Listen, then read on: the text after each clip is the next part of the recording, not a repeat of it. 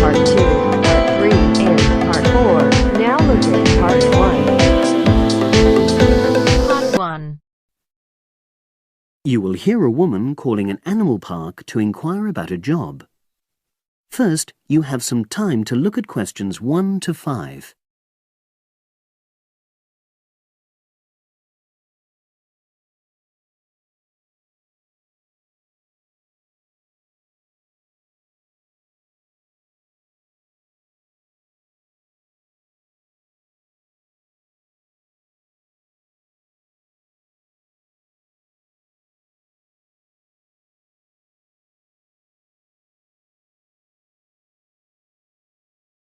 Now we shall begin. You should answer the questions as you listen, because you will not hear the recording a second time. Listen carefully and answer questions 1 to 5.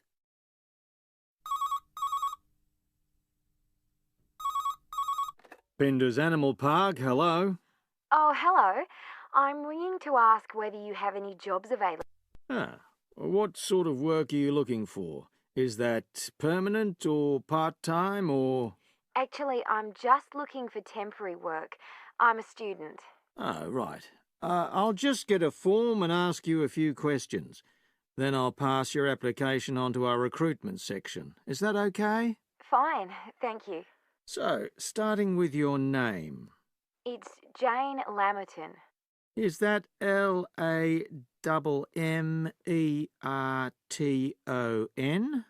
There's only one M in it. Oh, right. And your address? It's 42 West Lane. Right. And is that in Exeter? Yes. Okay. And can you give me your mobile phone number? 07792 430 921. Right. Now, the next thing is, when are you available to start work? I finish college on the 8th of June. That's in 3 weeks' time. But I can't start work till the 11th because I've got a hospital appointment on the 10th of June. No problem. Now, I need to ask you a few questions about the type of job that might be suitable. Do you have any particular kind of work in mind? It doesn't necessarily mean that you will get work in the field that you want, but I can record your preferences. Well, I'd do anything. And I have worked as an assistant animal keeper before, when I was still at school. But I'm studying at a catering college now, and I'd really like to get some experience as an assistant cook if possible. Right. So that's your first choice. Have you done that kind of job before? No, but I've helped my aunt sometimes. She runs a cafe in Exeter. Would you say you've got any relevant skills then? Well, I'm used to using the kind of equipment you usually find in a kitchen. Before you hear the rest of the conversation, you have some time to look at questions 6 to 10.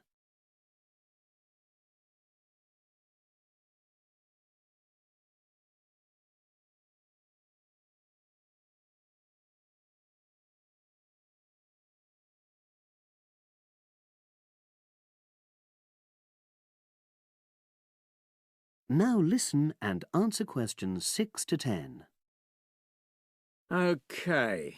And I know you're still studying, but do you already have any qualifications related to that kind of work? A hygiene qualification, for example? I haven't, no, but I've got a certificate in food handling. I did it before I decided to become a full-time student. Fine. Okay. That means you wouldn't need any specific training if you did get the kind of work you wanted. But you'd have to do a short course on first aid. All our new employees do that. It just takes half a day, and most people find it generally useful. Oh, yes, I'm sure it is. Well, that's about it, really. Just one last thing. Can you give me the name of someone who would give you a reference, like a previous employer or... Oh, yes. You can put Dr. Ruth Price. Okay. Is that one of your college lecturers? She's my college tutor. She's known me for over 2 years, and I'm sure she wouldn't mind. In fact, she's given me a reference before. Fine. We'd probably contact her by phone. Do you happen to know her number? I've got it on my phone, yes. It's 0208 685 114. That's a landline. Good. Well, as I say, I can't promise anything, but I'll pass your application on, and you should hear in a few days. Is there anything else? Just one thing. I suffer from a particular type of colour blindness, and sometimes employers have to make special arrangements for that. Okay, I'll make a note of that. It won't be good that you've made us aware of it. You can provide us with more details if you're offered a job. Okay. Thanks very much. Bye. Bye. That is the end of part 1. You now have half a minute to check your answers.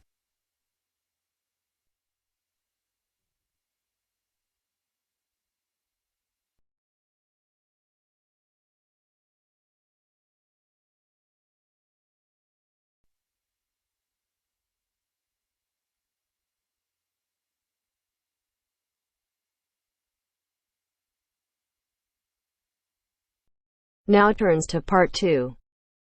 Part 2. You will hear 2 engineering students, a woman in her 6th year called Linda and a man in his 5th year called Matthew, discussing the benefits of student work placements. First, you have some time to look at questions 11 to 16.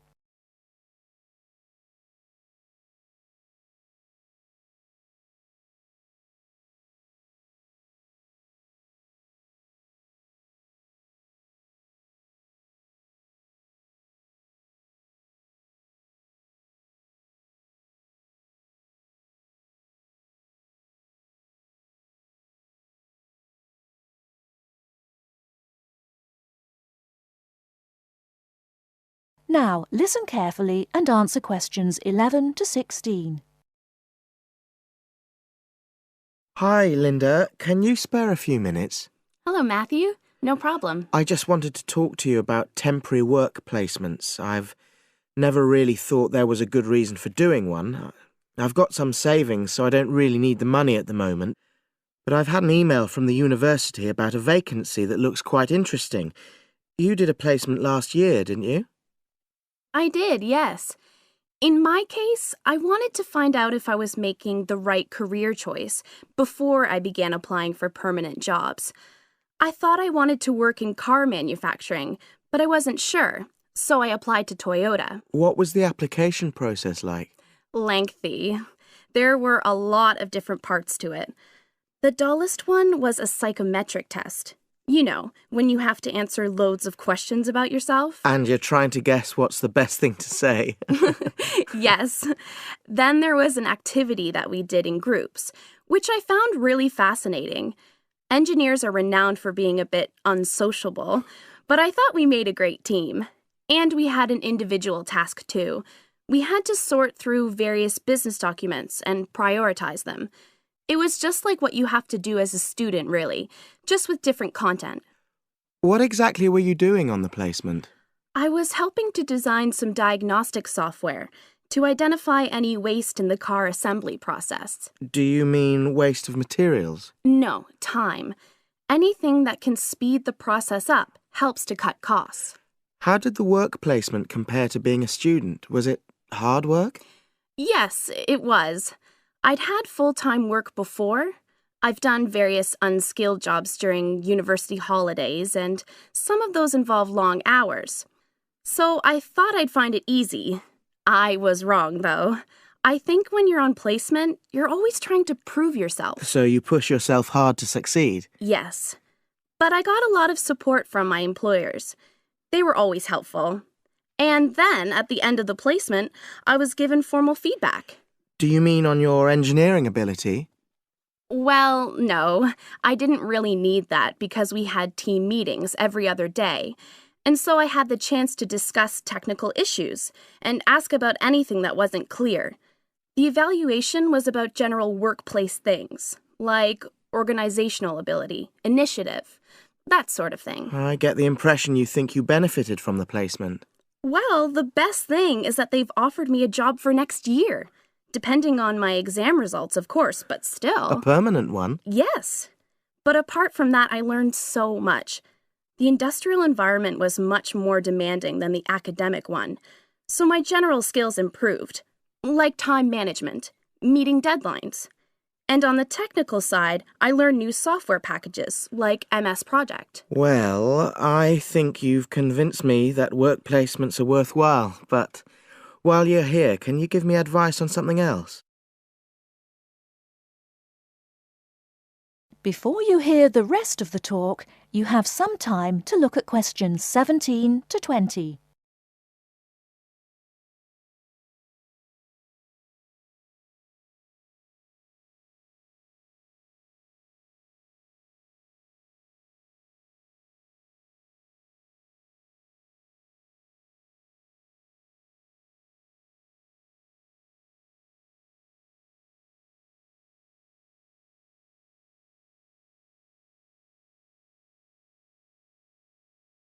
Now listen and answer questions 17 to 20. I'm about to make a start on the engineering materials module, and I've got a book list here. Can you have a quick look and tell me what you would recommend? That's if you can remember. Let's see. I do remember some of them. Yes, this one, The Science of Materials. I found the subject quite hard generally, but this book is very accessible, so it suited me. It doesn't cover everything, though. What about this one then, Materials Engineering? Oh, yes. I do remember that. But it's a bit out of date now, isn't it? Unless it's a new edition. I don't think so. But what I liked about it were the pictures. They really helped to understand the descriptions. It's useful just from that point of view. Let's see, what else? Oh, yes, that one there, Engineering Basics. I think out of all these, that's got the widest coverage. But I've looked at the contents page and it hardly mentions nanotechnology. Yes, you're right. The evolution of materials does, though. It's a recent publication, so it covers all the latest developments. It's a bit thin on the 1960s, though, and that decade was quite important. Well, it sounds as if they all complement each other in some ways. I don't suppose you can lend me... That is the end of part 2. You now have half a minute to check your answers.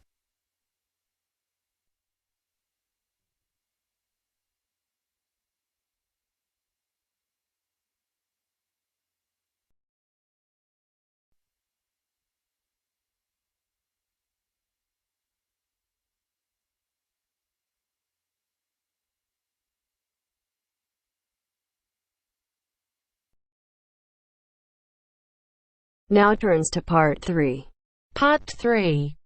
You will hear a conversation between Wolfgang and his new friend Mary, who has already been at the college for a few months. In the first part of the conversation, they're talking about a social activity program at college. First, you have some time to look at questions 21 to 26.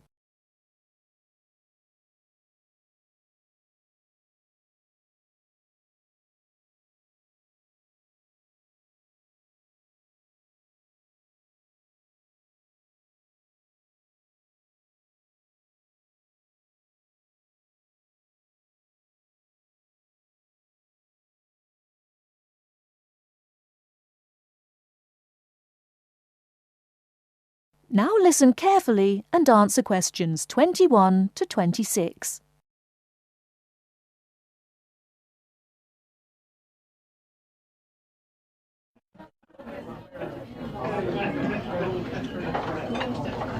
Hi, Wolfgang.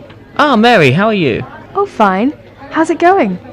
Have you just had a class? Yes, I just finished my listening class. It was a little bit difficult. Yeah. It's always difficult when you first arrive somewhere. I found it quite hard when I first arrived. But you know what really made a difference? Was going on these social activities that the college arranges for you. It gives you a chance to practice your English, and I've heard that the college is pretty good about organising those kinds of things. How do I find out about it? well, I've just picked up a schedule today. Let's have a look at it. Here it is. What is it? A schedule for this week or? Yeah, let's have a look. Okay, yeah. Maybe we can do some things together, in fact. Yeah, that would be great. So, Let's see. What are they doing tonight? Monday night? well, they've got singing with guitar. So I went to this last week. Oh, really? Yes, it's quite good fun. Is it pretty good? Yeah. What do they do? Do they have a concert or? They teach you, modern and traditional songs. Well, I'm not much of a singer, but, Oh, come on. You should go. It's really good fun. well, I suppose it'd be a good way to practice my English. Yeah, 'cause you learn kind of British folk songs and things. It's really interesting. Oh, but look at that. That starts at 8. But I notice at 9 o'clock there's a late night coach to Cambridge for a film. I think I'd want to go to try that. What time does this singing thing finish? Do you know? Oh, well, usually it kind of lasts about 2 hours. But I mean, we can always leave earlier. They don't mind. Oh, okay. So we can do both then? Yeah, so Right. So that's at 9 o'clock. Yeah. what movie is it? Let me see. Oh, it's Rocky. Have you seen it? Rocky? Oh, that's the one with Richard Dreyfuss, isn't it? Richard Dreyfuss? No, it's Sylvester Stallone. Oh, yes, I remember now. American movie. Yes, I haven't seen that. I want to see that. Good, let's go to that. All right. Oh, okay. Oh, did you see on Tuesday that there's a tennis tournament? Tennis?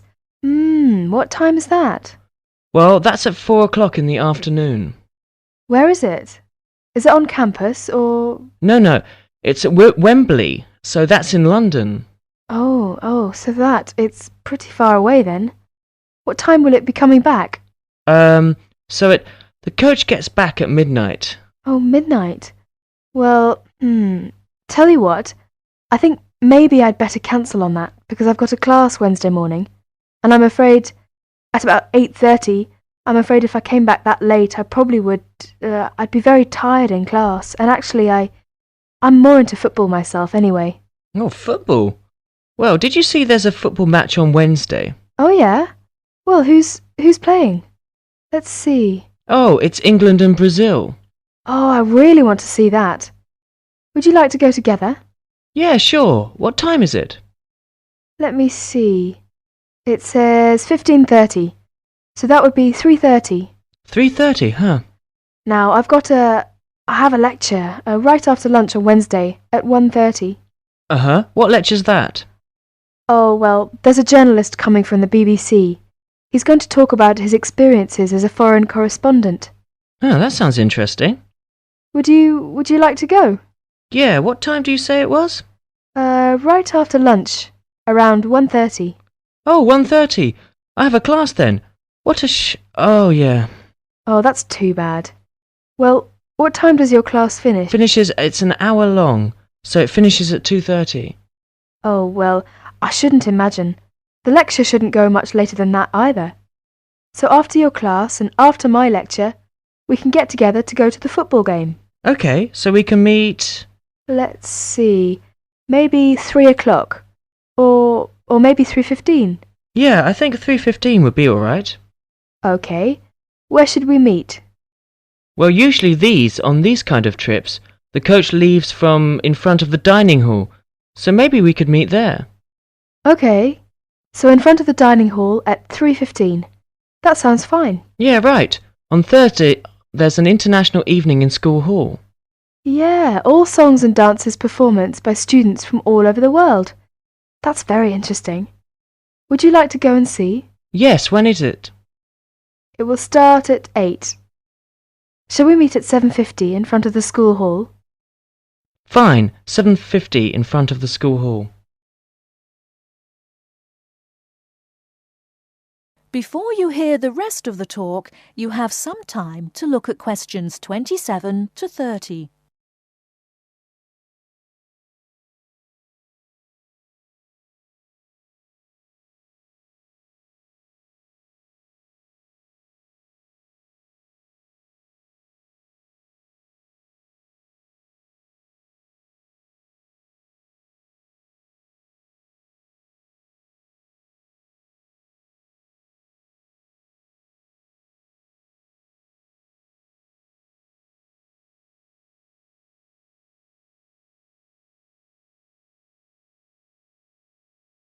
Now listen and answer questions 27 to 30. Oh, and another thing I definitely want to do this weekend is to go and see.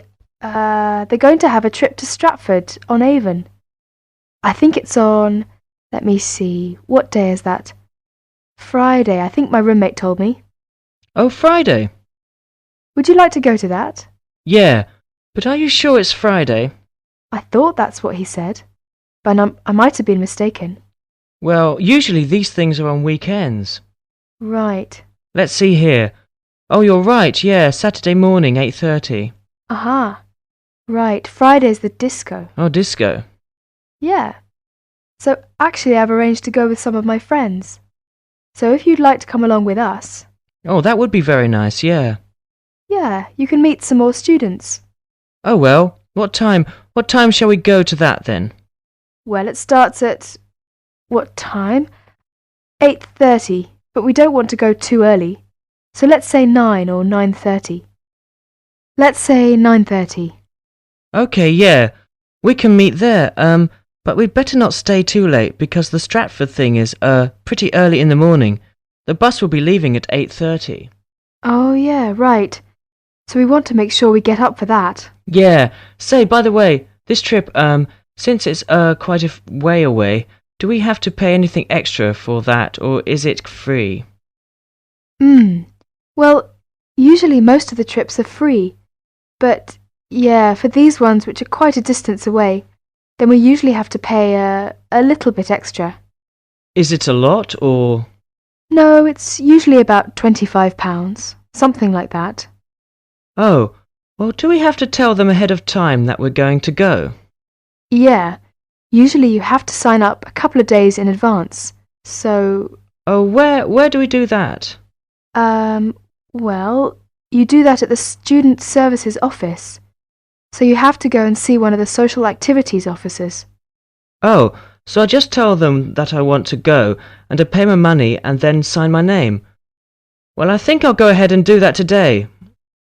Actually, I've got some free time right now. Do you know where I go to do that? Yeah. It's the Student Services office. It's just across the road from here. Oh, okay. Well, across the kind of... You mean the green building over there? Yeah. So it's on the second floor. Oh, okay. Well, tell you what, are you going to the Shakespeare thing? Yeah, sure. Would you like me to go ahead and sign you up as well?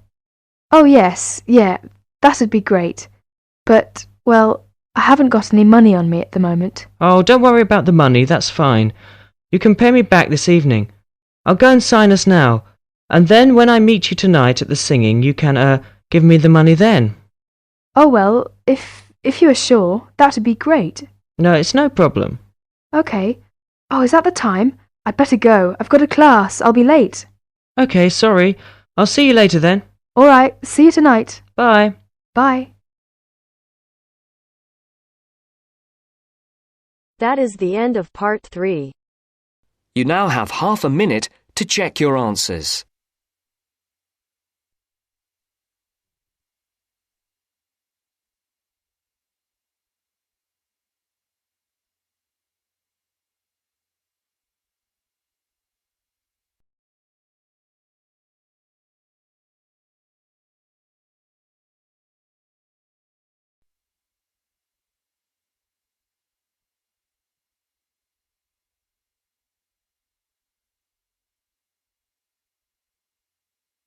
Now turns to part 4. Part 4. You're going to listen to a talk about tea in the UK. First, you have some time to look at questions 31 to 40.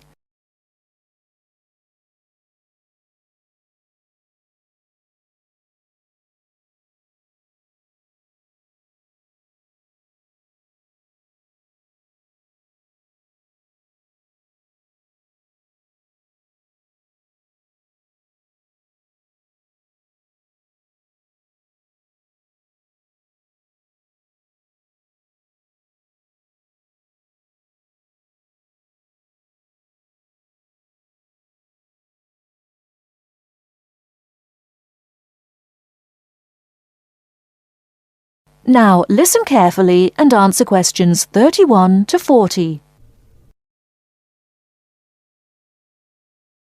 During the 1930s, there was a popular song which had the title "Everything Stops for Tea," and to millions of British people, a restful cuppa is still an ideal way to relax for a few minutes from the rigours of the day.